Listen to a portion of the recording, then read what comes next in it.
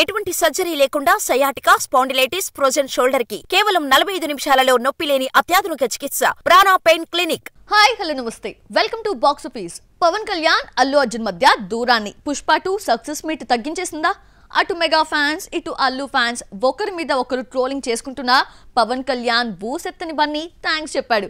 3 సార్లు పవన్ పేరు ప్రస్తావించాడు. Success meet తర్వాత పవన్ బన్నీ మధ్య డిస్టర్బెన్సెస్ తగ్గినట్టేనా? Watch the story.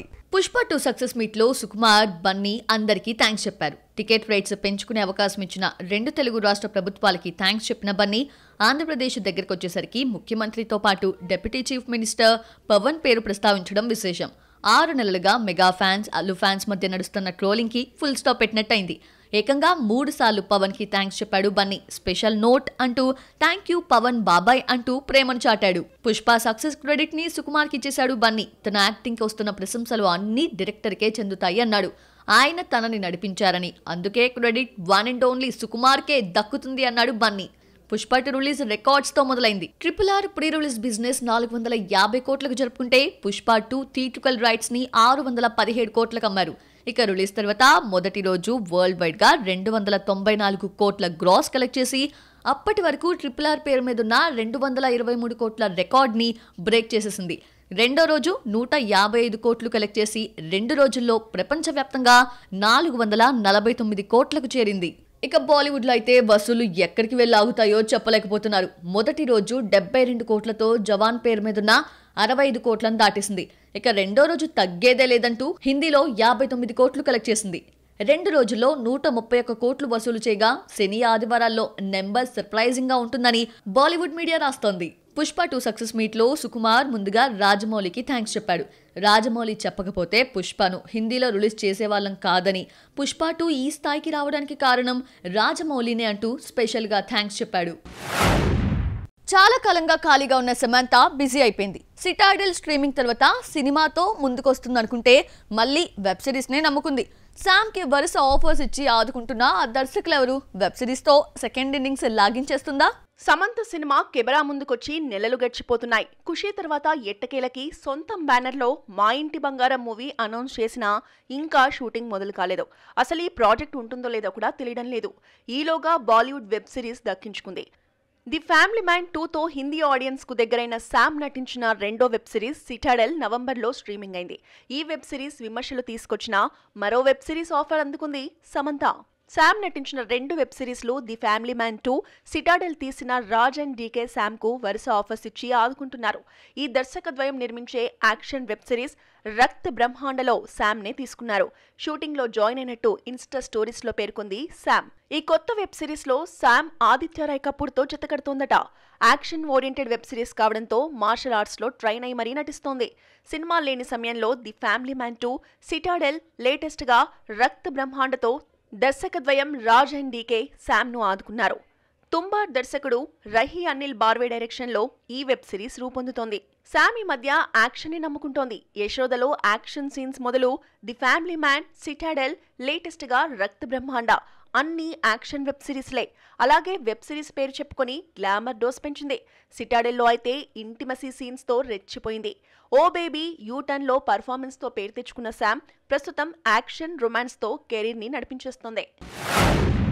ఈ ఏడాది బన్నీ పుష్పతో వచ్చి అద్దరిపోయే రికార్డ్ కొట్టేశాడు. చిన్న సినిమాగా రిలీజ్ అయిన హనుమాన్ పాన్ ఇండియా హిట్ అయింది. ప్రభాస్ కల్కితో వచ్చి 1000 కోట్లు రాబట్టాడు. ఇలా హీరోస్ అందరూ రికార్డ్స్ తో సందడి చేస్తూ ఉంటే 3 క్రేజీ హీరోస్ ఈ ఏడాది కనిపించలేదు. 2024 ని మిస్ చేసుకున్న ఆ క్రేజీ స్టార్స్ ఎవరో చూసేద్దామా? బాలకృష్ణ ఈ ఏడాది దసరాకి డాకు మహారాజ్ తో వద్దామనుకున్నాడు. అయితే సమ్మర్ లో ఎన్నికల కారణంగా 3 నెలలు షూటింగ్ కి దూరంగా ఉండడంతో రిలీజ్ డేట్ వాయిదా వేయాల్సి వచ్చింది. ఈ ఏడాది మిస్ అయిన 2025 సంక్రాంతికి వస్తున్నాడు బాలయ్య. మరో పెద్ద హీరో చిరంజీవి కూడా ఈ ఏడాది కనిపించలేదు. బోలా శంకర్ ఫ్లాప్ తర్వాత డైలమాలో పడిన మెగాస్టార్ బింబిసారా ఫేమ్ వశిష్ఠకి ఛాన్స్ ఇచ్చి విశ్వంబరాలో నటిస్తున్నాడు. సినిమా మొదలైందో లేదో 2025 సంక్రాంతికి వస్తున్నామని ప్రకటించారు. గేమ్ చేంజర్ కి త్యాగం చేశాడో లేదంటే పగడ్బందీగా విఎఫ్ఎక్స్ వర్క్ కోసం టైం తీసుకున్నారో గానీ విశ్వంబర సమ్మర్ కి వెళ్లిపోయింది.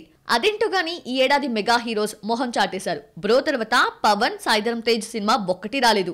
ఎన్నికలు, ఆ తర్వాత డిప్యూటీ సీఎం గా బిజీ కావడంతో పవన్ యాక్టింగ్ పై కాన్సన్ట్రేషన్ చేయలేకపోతున్నాడు.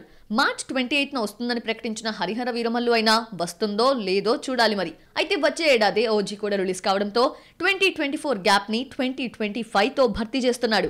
RRR తర్వాత రామ్ చరణ్ ఆచార్యతో గెస్ట్ అపీరెన్స్ ఇస్తే డిజాస్టర్ అయింది. ఈ లోటుని గేమ్ చేంజర్ తో భర్తీ చేద్దామనుకుంటే రిలీజ్ ఎప్పటికప్పుడు వాయిదా పడుతూనే ఉంది. శంకర్ భారతీయుడు 2 పై ఫోకస్ పెట్టడంతో గేమ్ చేంజర్ షూటింగ్ ఆలస్యమైంది. ఎట్టకేలకి 2025 సంక్రాంతి బరిలో దిగుతున్న చెర్రీ మాత్రం గ్యాప్ లో పడిపోయాడు. ఎక్కడా బోర్ కొట్టని సినిమాలు చాలా వచ్చాయి చూసాం. వన్ మ్యాన్ షోతో మెప్పించిన చిత్రాలు చూసాం. అయితే అప్కమింగ్ మూవీస్ కొన్నింటిలో ఓ ఎపిసోడ్ హైలైట్ కానుంది. ఆ సీన్ లో ఆడియన్స్ ఫిదా కావడం గ్యారంటీ అంటున్నారు. ఆ సినిమాలు ఆ సీన్స్ ఏంటో చూద్దామా? పుష్ప 2లో జాతర ఎపిసోడ్ హైలైట్ అని ముందు నుంచి చెప్తూనే ఉన్నారు మేకర్స్. సినిమాలో దేనికదే ఎపిసోడ్ ఆకట్టుకున్నా అందరినీ జాతర సీన్ బాగా ఇంప్రెస్ చేసింది. ఎవరు ఇద్దరు పుష్ప 2 గురించి మాట్లాడుకున్నా జాతర సీన్ మధ్యలో రావాల్సిందే. సంక్రాంతి రేస్లో ముందుగా వస్తున్న గేమ్ చేంజర్లో రామ్ చరణ్ ఎలక్షన్ ఆఫీసర్గా పవర్ఫుల్ రోల్లో కనిపించనున్నాడు. తనకున్న అధికారంతో ప్రభుత్వానికి చెమటలు పట్టించే సీన్ హైలైట్ అవుతుందని తెలిసిందే. రిలీజ్ డేట్ దగ్గర పడుతున్న కొద్దీ గేమ్ చేంజర్ పై అంచనాలు పెరిగిపోతున్నాయి. ఇక బాలయ్య డాకు మహారాజ్లో అయితే 4-5 బ్లాక్లు హైలైట్ గా నిలుస్తాయని నిర్మాత పదే పదే చెప్తున్నాడు. రీసెంట్ గా రిలీజ్ చేసిన గ్లిమ్స్ లో కనిపించే ఎపిసోడ్ గురించి ఎక్కువ మాట్లాడుకుంటారట. వింటేజ్ లుక్ తో బాలయ్య కనిపించనున్నాడు. ఇక సంక్రాంతికి వస్తున్నాం సినిమాకు వచ్చేసరికి వెంకటేష్, ఐశ్వర్య రాజేష్ యాక్టింగ్ ఆకట్టుకుంటుందని చెప్తున్నాడు దర్శకుడు అనిల్ రావిపూడి. ముఖ్యంగా చివర్లో 6-7 నిమిషాల పాటు వెంకీ యాక్టింగ్ తో ఫ్లాట్ చేస్తాడంటున్నాడు దర్శకుడు. ఫ్లాప్ డైరెక్టర్స్ కి ఛాన్సులు రావడం లేదు, అందుకే కనిపించడం లేదు అనుకుంటే అందులో అర్థం ఉంది. ఒక్కోసారి ఫ్లాపులున్న వరుస పెట్టి సినిమాలు చేసేస్తారు కొందరు. అయితే బ్లాక్ బస్టర్స్ సూపర్ హిట్స్ ఇచ్చిన కొందరు దర్శకులు మాత్రం 3-4 ఏళ్లు గ్యాప్ లో పడిపోయారు. వాళ్ళెవరు, ఎన్నేళ్ల విరామం తర్వాత వస్తారో చూద్దామా? సుకుమార్ ఒక్కో సినిమాకి 2 ఏళ్లు తీసుకుంటాడు అన్న పేరే గాని ఒక సినిమా సెట్స్ పై ఉండగానే మరో చిత్రానికి కమిట్ అవుతాడు. నాన్నకు ప్రేమతో రిలీజ్ కాకుండానే రామ్ చరణ్ సినిమా ఒప్పుకున్నాడు. రంగస్థలం రిలీజ్ అయిందో లేదో మహేష్ ని డైరెక్ట్ చేయడానికి రెడీ అయ్యాడు. అయితే లెక్కల మాస్టారు చెప్పిన కథ సూపర్ స్టార్ కి నచ్చకపోవడంతో అనుకోకుండా ఓ సంవత్సరం వేస్ట్ అయింది. లెక్కల మాస్టారు చెప్పిన కథ సూపర్ స్టార్ కి నచ్చకపోవడంతో ఇదే కథని బన్నీకి చెప్పి ఒప్పించాడు. పుష్ప పాన్ ఇండియా హిట్ కావడంతో పుష్ప 2 తీయడానికి 3 ఏళ్లు తీసుకున్నాడు. నెక్స్ట్ మూవీని రామ్ చరణ్ తో తీయాల్సి ఉన్నా ఇప్పట్లో రాదు. రామ్ చరణ్ రీసెంట్ గా బుచ్చిబాబు సినిమాలో జాయిన్ అయ్యాడు. పుష్ప 2 సక్సెస్ మూడ్ లో ఉన్న సుకుమార్ కోలుకొని రామ్ చరణ్ సినిమా కథపై కూర్చోవడానికే 6 నెలలు పడుతుంది. పెన్ను పట్టుకున్న తర్వాత 7 ఏడాది పాటు చెక్కుతాడు. 2 ఏళ్లు సెట్స్ పై ఉంటాడు. ఈ లెక్కన సుకుమార్ మళ్లీ కనిపించేది 2027లోనే. వెనకల మహానటి వంటి సెన్సేషనల్ హిట్ ఉన్న slow and steady win the race అంటూ కల్కి తీయడానికి 6 ఏళ్లు తీసుకున్నాడు నాగశ్విన్. కల్కి పాన్ ఇండియా హిట్ కావడంతో కల్కి 2 కోసం ఎక్కువ టైమే స్పెండ్ చేయబోతున్నాడు దర్శకుడు. ఈలోగా ప్రభాస్, హను రాఘవపూడి మూవీతో పాటు సందీప్ రెడ్డి వంగ స్పిరిట్ పూర్తి చేయాల్సి ఉంది. ఇంకో 3-4 ఏళ్ల వరకు కల్కి 2తోనే గడిపేస్తాడు నాగశ్విన్. రాజమౌళి 3-4 ఏళ్లకో సినిమా తీస్తాడనుకుంటే విఎఫ్ఎక్స్ వర్క్ ఎక్కువ ఉంటుంది. భారీతనం కోసం కష్టపడతారు. శేఖర్ కమల సినిమాలు సోషల్ మూవీస్ అయినా 4 ఏళ్లు తీసుకుంటాడు. సినిమాకి మధ్య గ్యాప్ మామూలుగా ఉండదు. 2021లో లవ్ స్టోరీతో వచ్చిన శేఖర్ కమల కుబేరా కోసం 4 ఏళ్లు తీసుకొని 2025లో వస్తున్నాడు. ఇక రాజమౌళి సంగతి సరే, ఎక్కడా రాజీ పడకపోవడంతో ఎప్పుడు మొదలు పెడతాడో ఎప్పుడు పూర్తి చేస్తాడో ఆయనకే తెలీదు. లాస్ట్ మూవీ RRR 2022 మార్చ్లో వచ్చింది. 2 ఏళ్ళు అవుతున్నా మహేష్ మూవీ ఎప్పుడు సెట్స్ పైకి వస్తుందో తెలియడం లేదు. 2025లో మొదలైన 2027 వరకు థియేటర్స్ లోకి రావడం కష్టమే. అల వైకుంఠపురంలో తర్వాత త్రివిక్రమ్ కూడా 3-4 ఏళ్లు తీసుకోవడం స్టార్ట్ చేశాడు. 2020లో అల వైకుంఠపురంలో రిలీజ్ కాగా 4 ఏళ్ల తర్వాత గుంటూరు కారం వచ్చింది.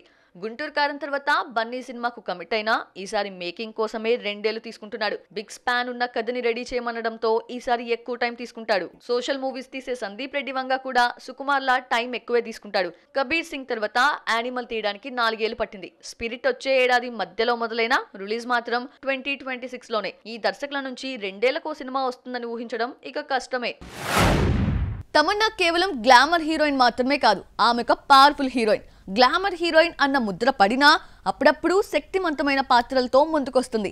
క్రేజీ ఐటమ్ గర్ల్ గా క్రేజ్ తెచ్చుకున్నా ఒక్కోసారి పెర్ఫార్మెన్స్ తో సినిమాకి హైలైట్ గా నిలుస్తుంది. ఎలాగో ఇప్పుడు చూద్దాం. 100% లవ్ ఊసరవెల్లిలో పెర్ఫార్మెన్స్ రోల్ చేసిన తమన్నా బాహుబలిలో వీరనారిగా నటించి మెప్పించింది. ఇందులో చేసిన అవంతిక పాత్ర సైరా నరసింహారెడ్డిలో లక్ష్మీ పాత్రను తీసుకొచ్చింది. సైరా నరసింహారెడ్డి జీవిత చరిత్ర తీసిన ఘనత చిరంజీవి, రామ్ చరణ్ కు దక్కితే పెర్ఫార్మెన్స్ పరంగా తమన్నాకు ఎక్కువ మార్కులు పడ్డాయి. ఫ్రీడమ్ ఫైటింగ్ లో ఆత్మాహుతి చేసుకున్న లక్ష్మీ పాత్ర తమన్నా టాప్ 3లో ఒకటిగా నిలుస్తుంది. జైలలో గెస్ట్ అపీరెన్స్ తో పాటు స్త్రీ 2లో ఐటమ్ గర్ల్ గా కనిపించిన తమన్నా ఆ మధ్య వచ్చిన తమిళ చిత్రం ఆర్నమనై 4లో పెర్ఫార్మెన్స్ తో ఆకట్టుకుంది. మిల్కీ బ్యూటీ గ్లామర్ గా కనిపిస్తూ అప్పుడప్పుడు యాక్టింగ్ స్కోప్ ఉన్న రోల్స్ ఎంచుకుంటోంది. ప్రెజెంట్ సెట్స్ పై ఉన్న ఓదెల 2లో సన్యాసినిగా పవర్ఫుల్ రోల్ తో వస్తోంది. సో చూసారు కదా, ఇది వాళ్ళ box office. Next box office లో మళ్ళీ కలుద్దాం. Till then bye.